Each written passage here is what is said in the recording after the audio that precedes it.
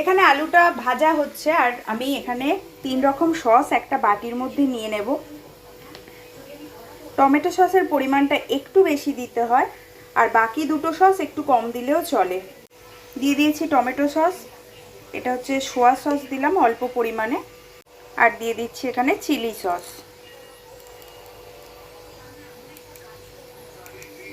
এই 3 রকম সস একসাথে দিয়ে এটাকে ভালো করে ফেটিয়ে নিতে হবে।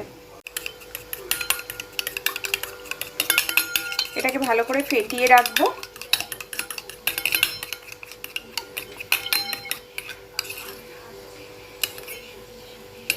ব্যাস হয়ে গেছে। আর এখানে আমার আলুটা প্রায় ভাজা হয়ে এসছে। এটা এখন আমি নুন দিইনি, নুন দেবো এতে পরিমাণ মতো, দিয়ে তারপর পাস্তাটা দেব।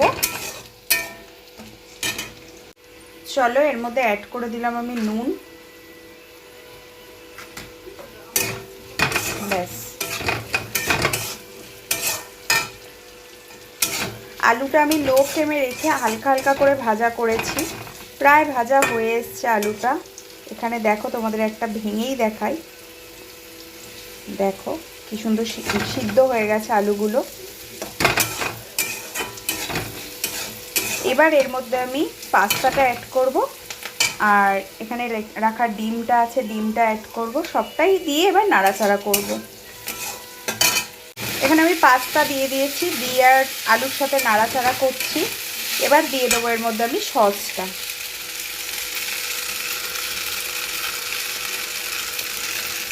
সসটাও যে যেরকম পরিমাণে খেতে পছন্দ করো সেভাবেই অ্যাড করো, কারণ সবার টেস্ট সমান হয় না।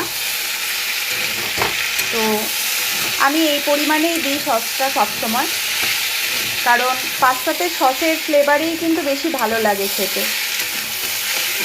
তো অ্যাড করে দেবো ডিমটা এবার।